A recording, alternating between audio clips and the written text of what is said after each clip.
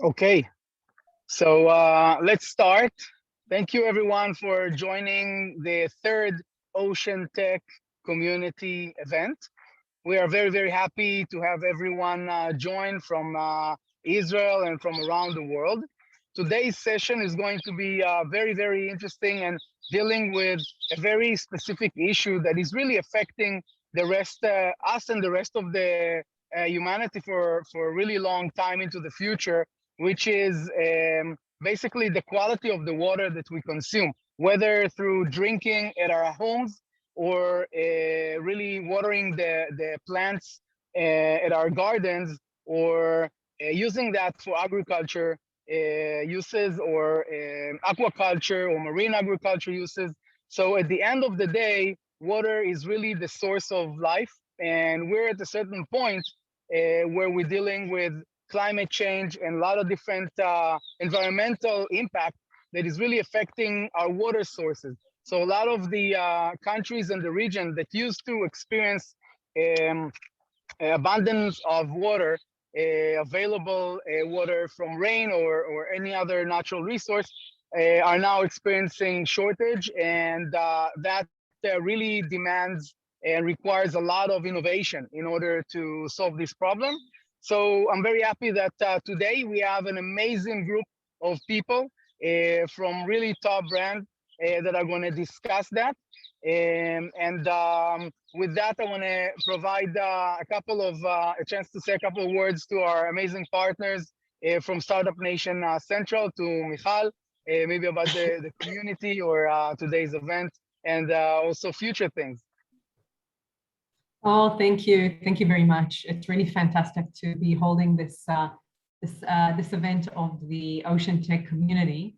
And I think for us, this topic of water and water desalination is a very interesting topic because we're used to opening the tap and having water come out of there. And there's actually so much magic and so much technology happening behind that very simple action of opening our tap and having fresh drinking water in there. I think people 100 and 200 years ago would have been envious of us of just having that clean water at the tip of our fingers. So for us at Startup Nation Central, we're really happy to collaborate with the Ocean Tech community and Arieli Capital, bringing this topic of Ocean Tech, which really touches, as Ol said, on the aspect of climate change and how this is impacting all of our lives. And also drinking water is a huge topic for Israel, which has been dealing for so long, ever since its establishment and even before, on having drinking water. And I think in a way, Israel has managed to create a new frontier of having drinking water from desalination. And that is why we thought this topic would be very, very interesting. For those of you who don't know us, Startup Nation Central, we're a nonprofit organization that connects Israeli tech to the world. We do that in a few ways. We have the Startup Nation Finder platform, free online discovery platform for Israeli tech. You can find there all the startups, all the investors. You can find all the multinationals that are active in Israel, and also technologies that are there for commercialization by the Israeli TTOs, the tech transfer offices in the universities as well. So fantastic platform. We did bring today a couple of startups just to give you a taste of the solutions that we have here in Israel on the topic of desalination. But please feel free to browse Startup Nation Finder. I'll share a link here shortly, and then you can have a look at more companies that we have in this area and topic. Apart from that, we host international delegations here in Israel, both digitally and also physically. So if you're interested to get to know more Israeli startups, please let us know. And last and not least, we're here to help the Israeli ecosystem learn more, both the researchers in this area of ocean tech and also the startups, the academia, and bringing everybody together around this topic, which is not an easy topic to discuss, because moving from that research and that learning the topic into actually having solutions is kind of a step which we still need to get better at. So thank you, and thank you for all our speakers today. And I'll let you take it from here.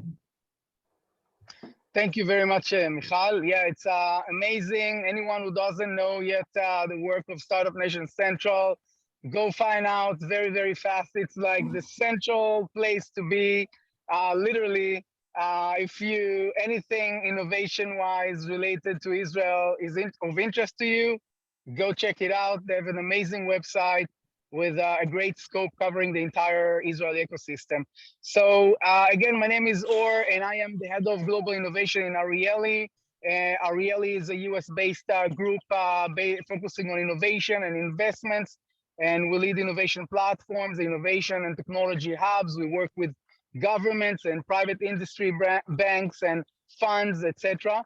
And we're really excited about this community because of its international aspect and the fact that it's touching upon such an important global natural resource, our oceans and our seas. So, the first events dealt with amazing, very important issues, such as what is impacting our global oceans, then the food from the sea, or the future of the food from the sea, and really today the water and the future of our drinking water. So with that being said, I want to provide the stage to our first amazing speaker, who is Shimon Constant, and he brings a global experience for many years, leading international projects, water-related projects and I'm looking forward to hear what he has to say about the future of our drinking water. So, Shimon, you can take it from here, and thank everyone from the Arieli team and the Startup Nation team for providing the stage and, well, now the technology stage, but all the support needed for these events. Okay, so first of all, thank you, Or. Thank you, Michal. Let me just share my screen here, and then we can actually start. Um, there you go. Michal, do you see my screen well? Yes, I can. Yeah, perfect. Okay, so first and foremost, I want to thank Startup Nation Central for the invitation and Arieli Capital as well. It's an honor to be able to speak with you. And I was invited here to actually talk a little bit about the perspective of ocean tech and the how are we really able to tap into the opportunity of ocean water, or what is called seawater. And I was hoping to give you a little bit of perspective on that, and start maybe with something that maybe most of us remember. And I always say, when I show this image, I say probably those who are above 40 remember this movie. This movie was called The Water World. And those of you who haven't seen it, I recommend seeing it. So the movie was launched in 1995 and was actually showing what they called at the time post-apocalyptic situation, in which the world has arrived into an apocalyptic situation where there is no fresh water. There is only sea water. And I find it very interesting, because at the time when we were at 1995, most of us were like, no, this is impossible to ever happen. So I'm kind of raising the question, are we really there already? Most likely we're not, but we do know that the world today is suffering from a huge lack of fresh water. We know we have 4 billion people who are living already in water scarcity. And we know that there is an increase of demand for fresh water of 1% every year since approximately the 1980s. So I was kind of thinking to myself, are we there? Do we have to consider the fact that we are getting close to where fresh water is almost unavailable? I can tell you personally that I lived in Brazil for the past 6 years, and I actually was able to leave the situation where there was no fresh water in Sao Paulo, or no fresh water as used to be. And we were really leaving a crisis that Israel has already lived before, and many other countries have started living in the past few years. So looking a little bit into what are the alternatives, I think we're facing today, I would say, a dynamic of the ecosystem, in which, on one hand, we are looking into how to preserve the resources that we already have. So most of you probably have heard about water losses. How do we increase the lifetime of the infrastructure, the assets themselves? How do we implement regulations that will be correcting the inefficient use of water? The actual education of the population for rational use, and obviously looking at all this of preservation, we're looking obviously also at the energy cost. So there's that dynamic on one hand, and on the other hand, before delving into the ocean and the seawater, we have the dynamic of the alternatives. What are the alternatives that we have at the moment? So we have other resources that have been tremendously studied in the past few years. Many of them have a huge environmental impact on the society, and we need to quantify that. And having said that, one of the things that we will expect in this dynamic, the ecosystem, is where does regulation is being put in place. So I think the main point here is when we have this kind of dynamic innovation, and this is what I want to talk about, innovation starts getting exploited. Regulation, for me, it's a key issue. I think Israel has done a great job in that to keep not only the resource that we have, but also how we will explore the new resources. And when we look at that, obviously we're looking at the fresh water for drinking needs, but also for obviously agriculture and industrial. So delving into a little bit what was studied and what has been investigated in the past few years, we really see kind of two main things, right? So we have on one hand the ocean, on the other hand we have the humidity, the clouds, and so forth. And covering all of that, we have the reuse, which is obviously always relevant in any of those cases. So as you probably know, and a lot of you have probably heard about many companies that have been doing technologies in the capturing humidity and capturing rain and moving the rain from one place to the other and so forth. When we compare that to what the ocean can give us, it's obviously 10 times folds as far as the capability or the ability to extract water from one place or another, in that case, the ocean. And when we look at that, we enter into, okay, so we already have the ocean. We know there is an infinite amount. And in the end of the presentation, I would want to also tease you with some thoughts that might be a little bit different than what we think today. Just to look a little bit at the ocean seawater desalination treatment. So desalination has gone many years, and it started actually as long as the Bible existed, the Bible times, I would say. And we already have lots of texts and images showing that the Greeks' time, they were already desalinating water from pots with the clay in the boats themselves or outside. Long process, limited amount of water, obviously. And that process has been going on for many, many years. And I even sometimes think how interesting it is that in the end of the day, the water, the unit called water, it's unchangeable.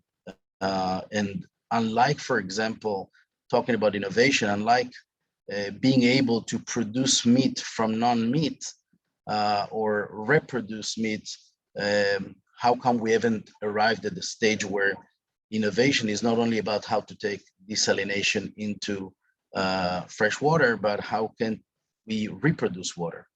But staying within that world of desalination, if we look at history, the thermal or heating of the salted water and taking out the fresh water has already been going on for many years. I think for the past 30 or 40 years, we've seen the move on one hand from thermal to reverse osmosis, but on the other hand, we've seen that if we look at the line of what was the need that was actually being trying to achieve was the capacity. So as population grew, obviously, as scarcity grew, the main focus of companies was how can I produce more? We have arrived at a time today that I think reverse osmosis and desalination from seawater is well populated. We have more than 15,000 desalination plants worldwide. It's growing tremendously. It's growing exponentially, I would say. And the game has started to be very on how do we do reverse osmosis the most efficient way. Just to give a sense, today, the cost of a 5 liters bottle of mineral water, the supermarket, is the same cost as 1,000 liters of desalinated water. If we look at what is the cost of energy for desalination, 1 hour of air conditioning is approximately what we use for 1,000 liter of desalinated water production. So desalination using seawater has reached, I would say, a point where it's quite efficient. Then again, if we just look at the whole picture of what is desalination, I wanted to kind of break it down into a few principal blocks and try to explain where I see innovation taking place, or where should it take place. And those of us who are here who take the seat of entrepreneur, I would really love you guys to see you there. So breaking it up into, I would say, three main blocks. Obviously, we have the extraction of water, where we have seen a lot of innovation coming in. We have the actual treatment, and then we have I think one of the most concerning issues about desalination is what do you do with the residuals? What do you do with the byproducts? What do you do with the brine specifically?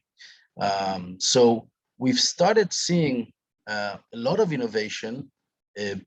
Most of it, I wouldn't say most of it, but a lot of it led by many players that are already in the industry. Some say, or some claim that there are still very high margins in the water desalination reverse osmosis market, and therefore it doesn't push its companies to do more innovation. I have my doubts about that, but I'm taking that claim, and I think it does need to be more pushed towards innovation. So we have seen in those three blocks different developments and a lot of innovation coming into life.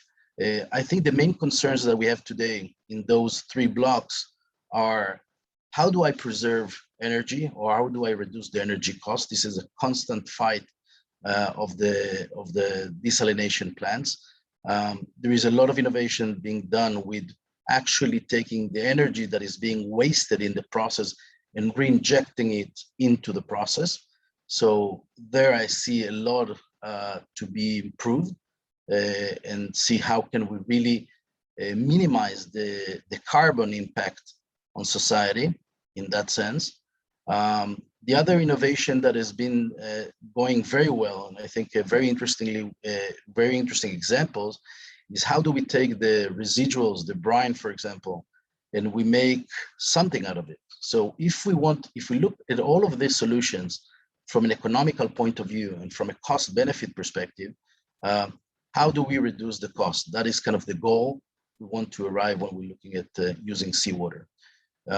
And there is a great example in Singapore, for example, where they took, Singapore is a country with no mining whatsoever. And what they've been able to do with the huge desalination activity that they've created almost $4.5 billion market of residuals of brine. So potassium, magnesium, calcium as a market. So all of a sudden, a country that is not a mining country has developed into a mining country. So that is another place where I think we should really look into when we look at innovation. And how do we reduce also the impact? One of the areas that I just want to point out that has been increasingly growing is the pre-treatment of reverse osmosis. So how do you do a pre-treatment efficiently enough to reduce the cost of the treatment in the later stage? So there are a lot of examples of companies like DuPont doing research about that, looking into how chemicals can be reduced in the process. If we look, for example, at the ultraviolet treatment, which has been taking a huge place in that process, we're seeing a lot of improvements. So obviously there are a lot of places to go with innovation in this panorama, but always what's guiding us is the price and the environmental impact. And maybe to finalize with a few words, I'm looking here at the time, so I don't want to pass the time that I've been given. I think one of the things that we must push ourselves when we look at innovation, and being myself an entrepreneur, I think is to do a paradigm shift. So I kind of wanted to tease you and ask you, what if we didn't think about what is being thought today about desalination using seawater as is? How about we look at it a little bit more integrated? Everybody is talking about the cycles of the economy, and the cycles of how you take one resource and you use it to produce another resource. How about we look at how we can take desalinated water, and instead of putting it directly into the pipes of the water utilities, how about we take a look at it as how can we reinject it into the aquifers? Obviously, there is a huge discussion we can do about that, the aquifers and the balance they provide in the ground. We can give the example of Mexico City, which has fallen around 20 meters down. So I wanted to tease you, and those of us, the entrepreneurs that are out there, think about different ways. How about we grow agriculture inside the seawater, inside the ocean? So I think for me, the real innovation that is still waiting to be explored is outside of what we've been doing all these years, which is reverse osmosis only. I think there's much to be done, and I really hope that we will do it. And to the big question, can the ocean save us? Will that be the main resource of fresh water in the future? I think it will be a very big resource, but I think we must put focus both on using efficiently what we have and producing new alternatives. And the ocean is a very good alternative. So having said that, I want to thank you. I tried to stay within my time. I hope I did it, Michal. If not, you can drop me off. And we obviously we will talk about all these issues in the next few minutes, probably. Thank you very much, Shimon. Obviously very interesting, and I don't think there's anyone in the world who didn't see that movie, but if such a person exists, I think they need to go and cover that base ASAP. I wanted to see, and Michal, maybe you can help if there's been any questions that maybe we would like to, people would like to ask Shimon or anyone from the panelists.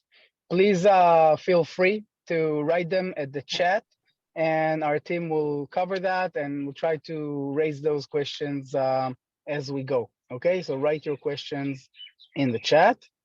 And so now we do have a question. Oh, we do. Sorry, we do have a question from the audience. We might just use up a couple of more minutes. And Tobias here is asking about oil spills into the ocean and how that might affect if we're putting it into the aquifers or desalinating water, how all that works together. So first of all, regards Tobias. I hope everything is well with you. Nice to see you here. I think this is an excellent question, and I think one of the things we're seeing in general, I think the question is even bigger. What about pollution in seawater in general? And I think we're seeing a lot of things talking about regulation that I've started with.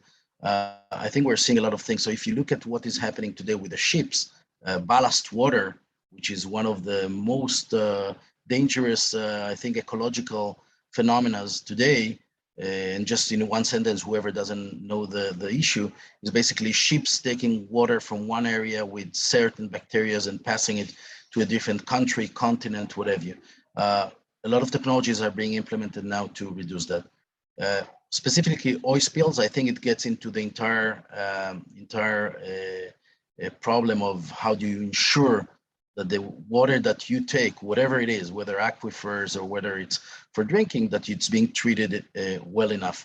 I think there is no way to put it directly into the soil without treating it, but maybe it's a different treatment. I don't know. That's part of the innovation that we need to explore, I believe.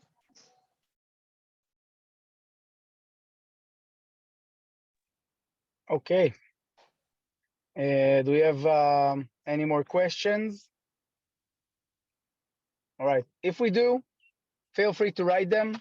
And again, I want to use this opportunity to thank you, Shimon, for your keynote and very interesting things. By the way, a very big thing of our Ocean Tech community is to connect people. So if you see or hear anything that's interesting in this event that triggers and connects to one of your projects, we would love to make the connection. So feel free to contact us. And the main activity of this community is in between events. That's when we do all the connections, and that's when we do everything else. So thank you, Shimon. And let's move on to our experts panel. We have a very exciting panel today, which includes David. David Balsar, he's a GM of Innovation and Ventures at Mekorot. Mekorot is the biggest water supplier in the country in Israel, and working and leading international projects as well. And the second panelist is joining us is Dan Gus, Global Director of Business Development at Strauss Water. Strauss is a very well-known brand dealing with food, and how can you eat without drinking? So obviously Strauss Water takes care of that. And today, Michal, none other than Michal Sur from Startup Nation Central will be leading this panel with some very interesting questions about the future of the world's drinking water. So without further ado, Michal, take it away. Thank you all. And I think it's really interesting. We have both Mekorot and Strauss here, that even though they're very big corporates, organizations, companies, they used to be a startup here in Israel. They started from very small, and now they're kind of leading the way in innovation. And that's kind of what we're here to hear about. So Dudi, thank you for joining us today. And Dan, thank you for joining us. Dudi, I'll start from you. If you could give us a few words about Mekorot. You know, we know Mekorot as a source of water since 1937. It's been around for a long time. And kind of Mekorot and innovation, people are going, hey, why does a company that's supplying water have to innovate? What is the story there? And you guys are doing amazing work from our conversations in the past as well. We know that. So tell us a little bit about what Mekorot is doing around innovation today. Okay, so thank you for having me. So Mekorot is the national water company. As you said, been around since around 80 years. The company deals with all of the water cycle, so from production to transmission to water treatment, water reuse. And I guess one of the biggest achievements, or the biggest achievement of the company is the fact that Israel is now in a water surplus. Israel is has a very dry climate on the verge of a desert, so we don't have much of natural resources, lakes and rivers. So being in a water surplus is quite a big achievement, and it attributes mostly to the desalination revolution that occurred here a few years ago. So due to a few years of droughts, the government has decided that desalination in the ocean is going to be a key source for water, drinking water in Israel, and we've established 5 desalination plants on the Mediterranean Sea and 1 in Eilat in the Red Sea. And this enabled us to somehow detach ourselves from the dependence on climate. So we do have a 24/7 supply of fresh water coming from the sea. And then to just add on that, we also we are recycling wastewater in a very high level. So 90% of the wastewater that we treat are then being streamed back to agriculture. We call it reclaimed water. So this also helps us to eliminate the need for water for agriculture that comes from other sources. We use wastewater treatment as the one of the main sources for agriculture, And another achievement might be the low non-revenue water, or the low leakage percentage that we have on our pipes. That's below 3%, which is quite a low percentage.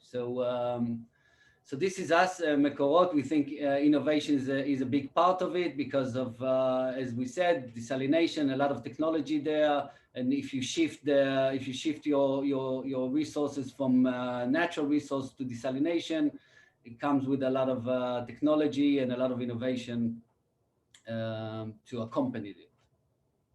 Yeah, and many challenges as well, which requires also other innovation to also overcome them, I imagine. There's quite a few issues with desalination, and we'll discuss that in a little bit. So Dudi, you guys do more downstream. We have Dan who's looking more upstream and kind of really at the kind of the B2C part of bringing the water to the actual consumer. So Dan, tell us about, most people know about Strauss. Strauss is a very big company, less about Strauss Water. Give us a few words about this business division in Strauss. Okay, so basically Strauss Water is a part of a Strauss Group. We're a world leader in providing drinking water solutions for the residential sector. We're the market leader in Israel, basically 1 of every 4 households in Israel using our water solution as their primary source for drinking water. And we hold the JVs around the world, both in China with Haier and both with Virgin in the UK. Basically, innovation leads our way because, first of all, we're a consumer product company. We have it in every kitchen. So the design and the usability has to be in a very high level. And also, we do it without compromising about the technology of the water that's running inside of the units. So we provide a very high standard purification. So we put emphasis both on technology and also about user interface. Both. That's great. And can you tell us a little bit about the trends that you are seeing in the kind of that last mile towards the consumer in the last few years in terms of innovation? What kind of new trends are happening there? We see basically 2 major trends in 2 main areas. One is, as you said, is the last mile impurities, because the water are desalinated, they are more sensitive to absorb impurities along the way. So although we have state-of-the-art infrastructure from Mekorot, we see growing discussion about last mile of the water. We see usually coming from the local municipality or through the building pipings, old pipings which are not being managed. So we relate to these risks and type of materials that might be absorbed on that section on the last mile. The second trend that we see around the world is remineralization related to desalinated water in a personalized way. So we see a wide discussion around the world going about the mineral components that have to be within the water and how do we add them back into the water without adding any sugar or any non-healthy additional materials to the water. So those are the 2 main trends that we see. Okay, that's great. And then Dudi, from your side, in terms of a kind of trends and innovation, kind of lower down the track, earlier in the stage of desalination, what is happening there in innovation? Kind of Shimon spoke about, changing the paradigm, looking at creating aquifers and desalination towards a completely different direction. What are you seeing in innovation trends there?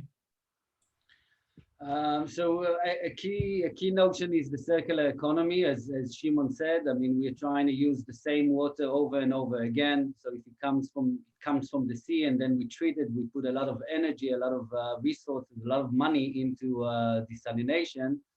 So we better use them wisely. So after drinking them, we then treat them as wastewater. And as I said, we try and create a very high level water to be used in irrigation. And then when you eat the fruit and vegetable again, you consume it, and then we can recycle it as a side effect again. So circular economy is a big concept that we're trying to kind of elevate and harness, as Shimon also said about the materials that are being produced while you're doing desalination and while you're doing the wastewater treatment. Those hazards are now being used as a resource for us. We have challenges with the brine, challenges with the salinity that is being produced while doing the desalination, and we are looking at technologies that can help us deal with the brine before we send it back to the ocean or to the sea. So this is a big area where we look for innovation. Also in wastewater, a lot of now things are much more digital and technological. So a lot of AI and big data elements to help us with the process. Yeah, there's other things. I mean, there's cyber, and there's the end consumer that we are also very conscious about. But here Dan is more exposed to that sense. So dealing with the ecosystem and trying to create the synergies and create a very or more ecological and more environmental friendly processes is something that we are very conscious. And energy, we are the biggest energy consumer in Israel because of the high intensity of the pipes and the pumps and the desalination and so on. So any efficiencies in energy are also a key goal for us. That is amazing. That I found that very interesting as well, that Makota are one of the biggest energy consumers there, and therefore are not waiting and relying on somebody like the electricity company to find solutions in energy, but actually taking on themselves to look at better ways to consume energy within the entire supply chain of water, which is extremely interesting. Can you just take a minute to touch on the aspect of brine and kind of the challenge of brine, maybe a little bit, just going into that a little bit deeper, because I do know that we have all sorts of research going on in academia, which still haven't been commercialized, haven't been pushed into something that can be actually used. So can you touch on that for a minute? Yeah, so brine is an issue. It's the side effect of desalination. We have been working on our R&D mainly in Eilat, in our kind of southest facilities in the Red Sea, on technologies and ways, processes that can help us eliminate the brine. So it can be either through a biological process, allergies, bacteria that can help us remove the bad stuff, the pathogen, the nitrogen, all the things that we don't want to have in the brine. It can be chemical through electrolyze and other solutions. But we are definitely putting a lot of resources to try and deal with it, and it can be dealing directly with it, or dealing I'll give you an example. We've invested in a company that actually produces the chlorine. Chlorine is a big need in the water industry. So instead of taking the chemicals and turning into chloride, or taking the chloride as a chemical, we have developed a machine with them that knows how to take the water salinity and through electrolyze create the chlorine out of the salt. So so now we are taking the brine and creating the chlorine out of the brine. So this is another kind of quite a creative thinking that we are trying to adopt, and there are many attempts that we're doing locally, but also with local universities, also with the international consortium with international universities, in order to try and solve the brine issue. Thank you for sharing that, Lee. I think that's a super interesting topic, and there's probably a nice innovation in the academia there that's evolving over time. And then I think, Dan, on your side, kind of at the end of that pipe, the water comes to you, right? And it's kind of, Dudi has dealt with all of those things within the water system, but then all of your consumers at the end of the day, they come and they want to push a button, they want to have soda, they want to have kind of everything coming out in a very nice, beautiful machine, and kind of making it really sitting nicely in the corner of the house and even being decorative. What are the types of challenges that you're dealing with on your side? Kind of what kind of solutions or tech are you looking for Strauss Water? Basically, as you said, our customers are looking for the best water experience that they can get. and it goes through convenience and then taste and then the benefits that they get of the units. So we are interested in a very wide variety of technologies, and we also enjoy a very widespread and ability to perform fast and agile experiments, which means if a new technology comes to us, we can easily implement, select a number of clients. It can be employees of the company, it can be friends and families, and we can do a very fast experiments to see if this technology actually works.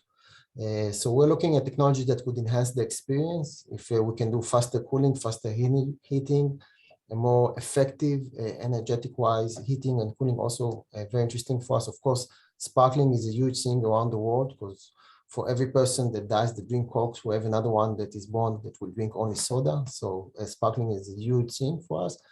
Purification technologies, of course, how can we maintain the level of the water at the very highest level? IoT and data is also a huge thing for us, because basically we're at in every household. So we can also interesting on what can we do around that. And ending with enhancement technologies, how can you add things into the water without affecting the taste or the flavor, or without affecting the way that the water feels while you drink it.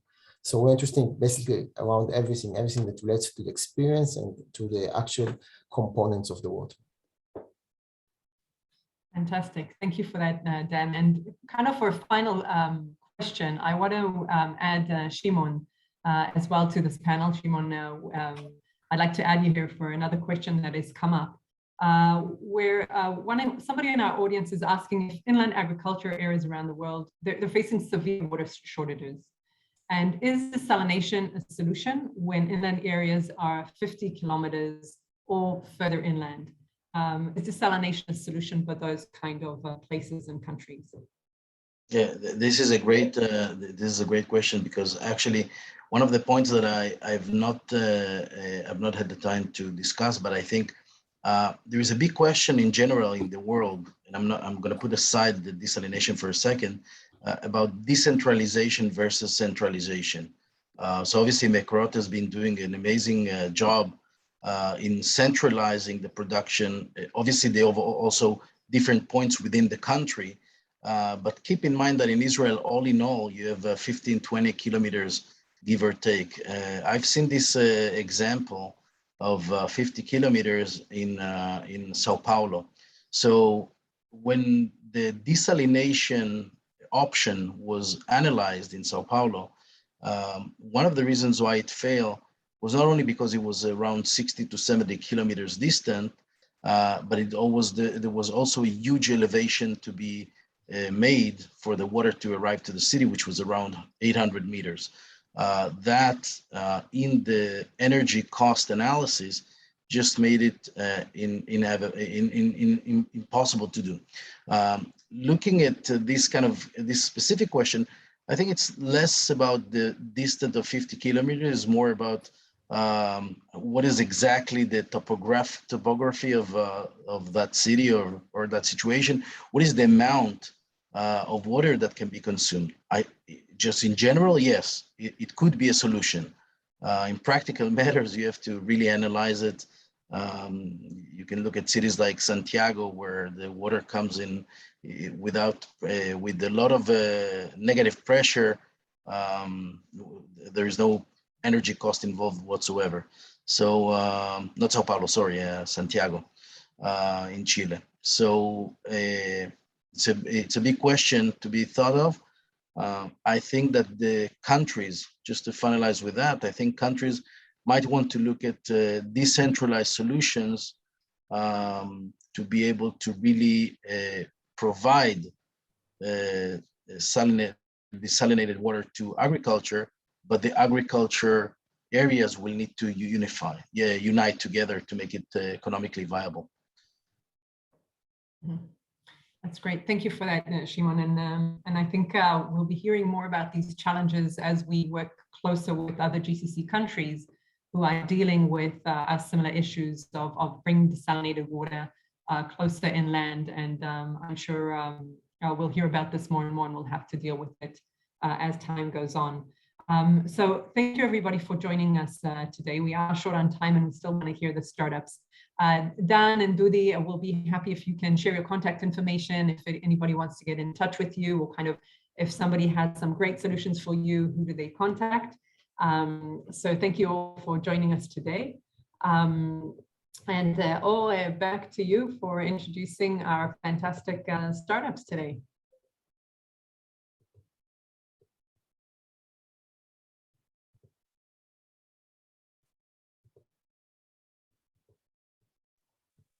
Okay. Paul, can you hear us? Quick, can you hear me now? Yes, we can. All right. So thank you very much. As I expected, a very interesting panel. And, you know, all this issue of the last mile, I personally didn't know how important it is to apply technologies and innovation in the last mile. I mean, when you extract water from the oceans, it's something that you expect to find innovation there. But even in the last mile, when we want this bubbly water coming out, it requires a lot of innovation. We want it to look beautiful, don't we? Yeah, and we want it to look great. All right, so with that, let's go to the innovation side, right? And talk to the startups. I believe we have two startups with us today. The first one is Alex Harel, CEO of Easy Pack Water. And the second one is Nathan Zuta, CEO of IO Site. And I believe they will tell us a couple of minutes each of who they are, what they're doing. And I can say again and reiterate that the main goal of this community is to connect. And after each of these events, we have amazing connections to our panelists or to our speakers or to the startups. So that's a big part of this stage, to expose and help these startups grow and connect to amazing people, organizations, investors, etc. So please feel free to write us during the event or after the event to connect to these startups. So take it away.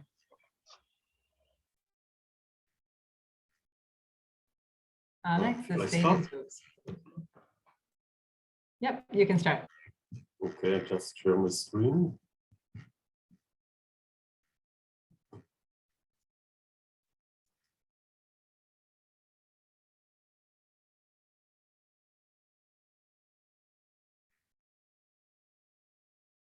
Okay, do you see it? Can you see the screen? Oh, you can see the screen and it's going into full mode. Okay, so thank you very much for the opportunity to speak here in the meeting. I'm the CEO of EasyPack. My name is Alex Harel, and we are, our solutions is off-grid desalination solutions, mainly on a small scale. In a world who we were established in 2010. We start our... Sorry, Alex, yeah? Your presentation hasn't gone to full screen. So could you just click that again, please? It's not on full screen? No. No? Oh, okay. Hold on for a moment. See why?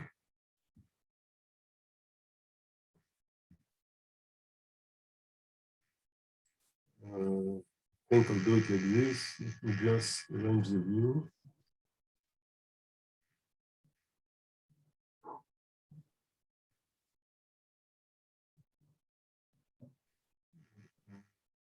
Okay, can you see it now? Yes, we just see the, we don't see the full screen, but we can see the presentation.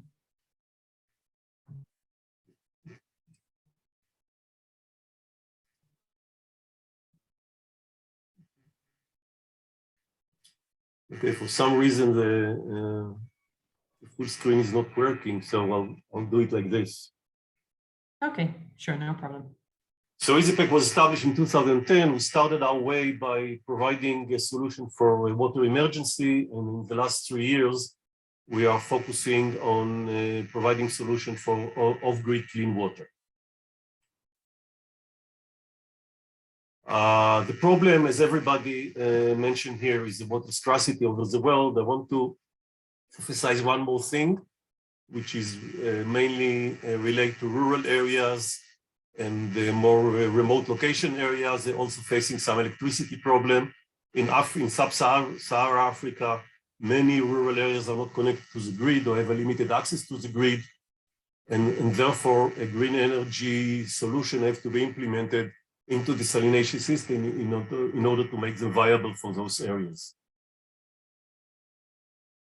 So we have developed the compact water desalination unit, which mainly aim for remote communities, small agriculture farms that has access to the sea. It can be in Africa, everywhere on the east or west coast of Africa. And it also relates to the US, where the west coast is facing terrible drought, which cutting tremendously the water allocation for agriculture. So we are focusing, as I said, on small systems, which can be operated on not a large solar sources or wind source, whatever alternative energies there is there. And we also implemented pay-as-you-use solutions, so enable people to release a burden of a one-time purchase and spread the payment over the use of the water. The Easy Puro is a reverse osmotic system, very small. Just to give you the dimension, it's 120 meters on 40 on 40, provide about between 250 to 500 liters per hour. It's fully robotic, so no one needs any technical knowledge in order to operate it. Just tap on the start and it starts working, and it's doing all the calibration by itself. Very small, very light. The system weighs about less than 30 kilos, so two people easily can move it. The system is working on mainly on two robotic valves that are controlled by a proprietary software that basically do everything that they needed to do in order to operate the system. One thing that I want to emphasize about the system is, which I believe it's one of the advantages of our system, is by multi-configuration way. Here is an example of a proposal we did for a 20,000 liter per day site, which is built for over 14 units. We were debating, should we do it by 4 units working 24 hours a day, or by 14 units working only during sun time. Apparently, it's about half the cost to do the 14 unit structure, because otherwise you need enormous size of batteries to store energy to working at night. And then all those 14 systems are pushing water into 10,000 liter storage and then to the user. And one of the biggest advantage of those systems that it can utilize the sunlight much better, because we have a controller that decide how many systems will go into action according to the amount of sun that we have. If we put one large unit of 20,000 liters per day, then as long as you don't have enough electricity to operate the full unit, you can't work. Here we can start with 1 unit very early in the morning when sun is just coming. And then gradually, when the sun power is increasing in the solar system, we can put into work more systems. So if we're looking at usually 6 hour full sunlight hours where all the systems are working, we're getting more time on both sides, because we can manage how many units are starting to work at a time. That gives us some kind of advantage over a large system. Also, of course, is a redundancy. If one system is not working, you still have the other systems to provide almost all the water needed to the site. And that's what we are doing. We are now, we finalized the testing of the system, and now we are looking for a pilot site to start implementing it in the field. Thank you very much.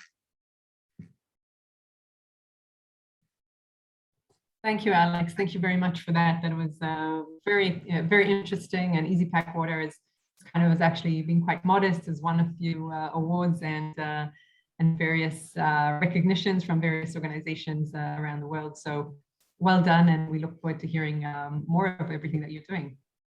Next up, we're going to have Nathan Zucker, co-founder and CEO of IOSite, which is looking at desalination from a different point of view and another big challenge that is in that area. So Nathan, take it away. The stage is yours.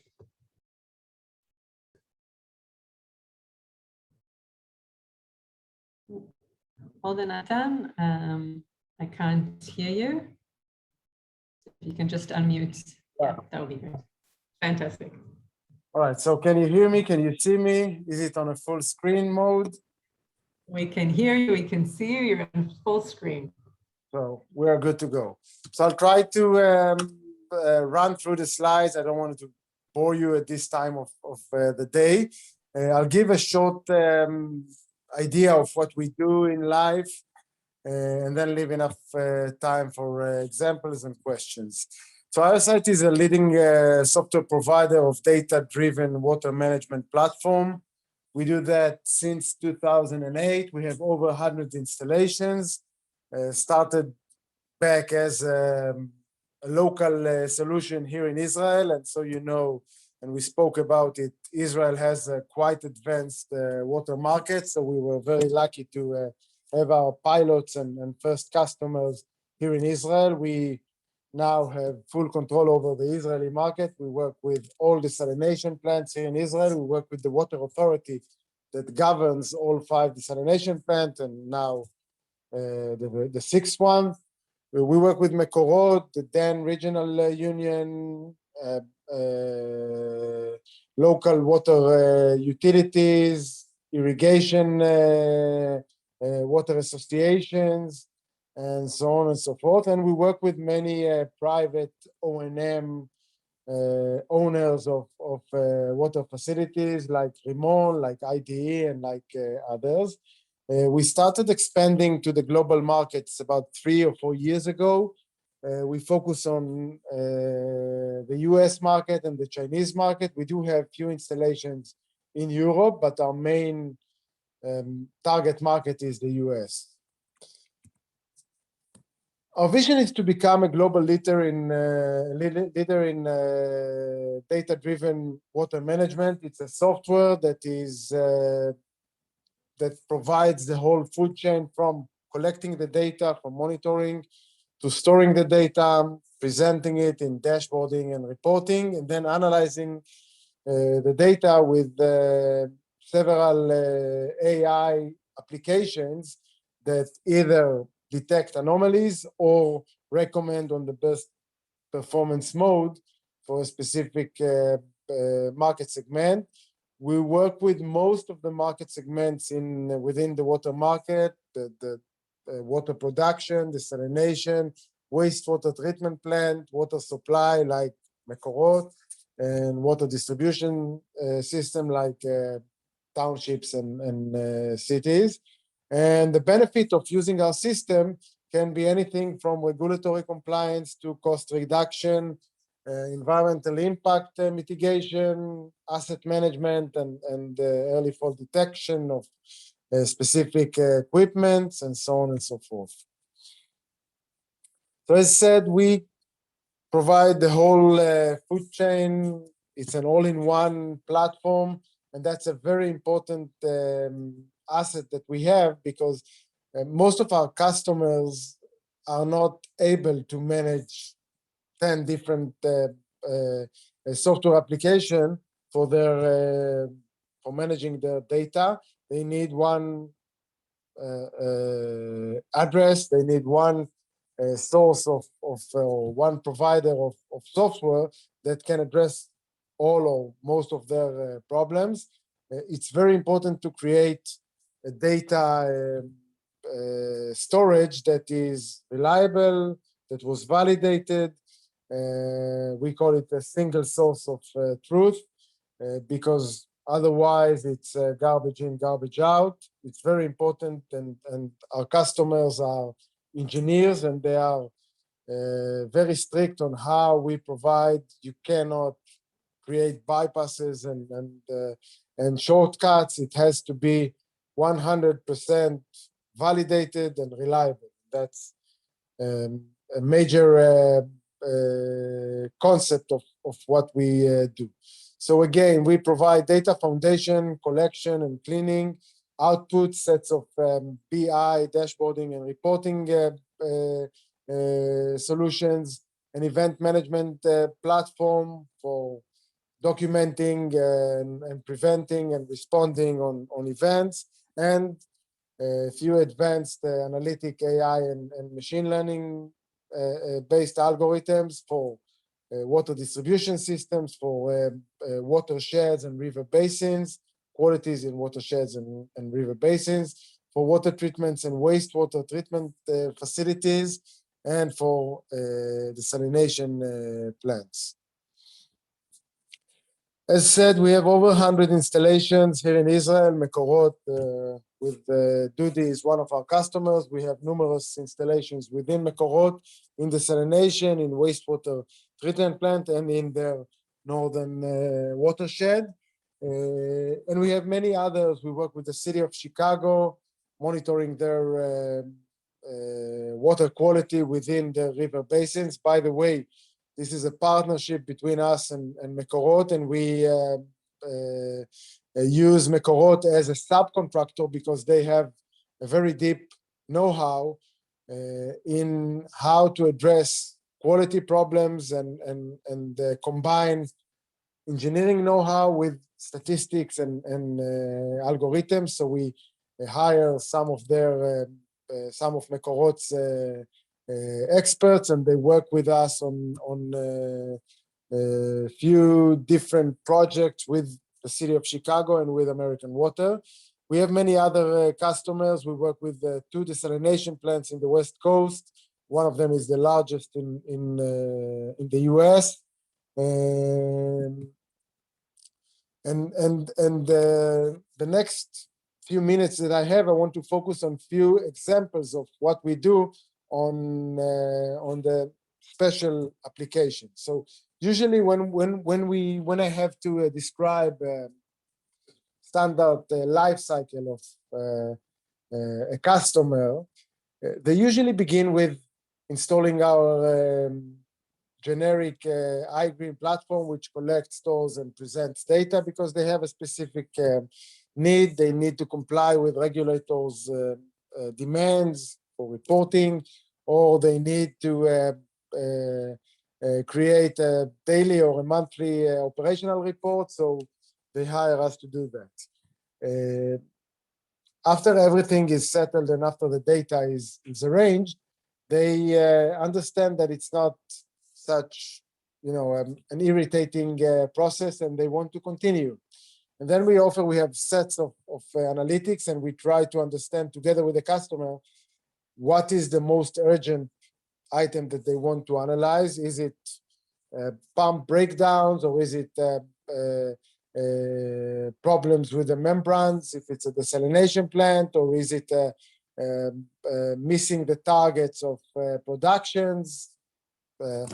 And here are 3 applications that we've delivered recently for a few different desalination plants. By the way, in Israel, we have 5 mega large desalination plants. There are no desalination plants at this size in the US, for example. And in places that there are large desalination plants, usually they are not concentrated on such a small territory. So we are very unique on that aspect. And the needs are also very cutting edge for those desalination plants, because their starting point is pretty lean in any case. If we look at the new Sorek 2 desalination plant that is now in construction, they contracted for less than 1.5 shekels per cubic meter, which is the lowest that I'm aware of in the world in terms of price per cubic meter. And that means that they need to be very lean. They need to tighten their margins and cut down their energy and their chemical cost, and they use us to reach those goals. So how do they do that? They try to predict machine breakdown in order to create 24/7 availability, and in order to ensure maximal productivity.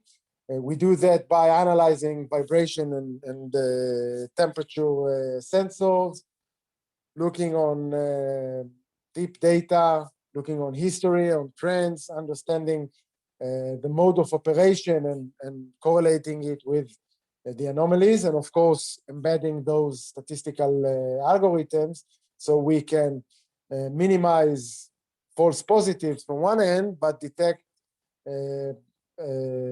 pump breakdowns before they occur, or even before a human eye can inspect them. So this is number one. Number two is, I don't know how many of you are aware of how complex is the array of membranes, skids, and trains, but a standard skid is comprised of few tens or few hundreds of membranes, and they work in a very unique array of membranes with with very high pressure. And so the potential for connectors, brakes, and for diluting pure water or purified water with seawater is very high. And our goal is to, using AI, is to detect problems using conductivity and turbidity analysis, and make sure that we detect a problem on the minute that it occurs, and prevent a case where for over a day or two, water is being diluted or water is being mixed with seawater. So that's number two, and we've managed to get accurate alerts on 70% of the membranes that had their connector break, which means a severe event for them. The third example that I wanted to show is a project that we recently delivered in one of those desalination plants that addresses the complexity of solving a problem with multiple variables. When you come to plan your production in a desalination plant, you need to take into account multiple constraints, in some cases tens of constraints on a specific hour or a specific day, bring them all into a central solver and solve this solution, so you know what is the best mode of operation for the day or for the year to come that will enable you to supply whatever you have committed on the contract to do, and on the same time use energy in the best efficient way, or cut down the usage of energy in the peak hours, in the high cost hours, and try to maximize the use in nighttime or in the low times. So these are three examples. We've done many others, but these are three examples from the recent times. Those examples they mean millions of dollars per year. Just to give you the example, a desalination plant in Israel, one of the five, pays about $4 to $5 million of electricity bill per month. So the potential to cut down their cost is huge. It's not that easy because we are dealing with very smart operators, but the potential is there, and we try to maximize that using our AI algorithms. Nathan, sorry, we're out of time. So do you want to say just a few final words before we close the session?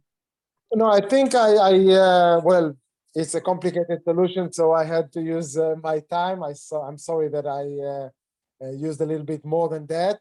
I'm open to any questions, and if you need to take it offline and ask some more questions, no problem. Great, thank you very much. I really appreciate your time and sharing it with us. If you could add your contact details as well in the chat, so anybody that wants to get to know you guys, has a few questions, that they can contact you and ask questions there.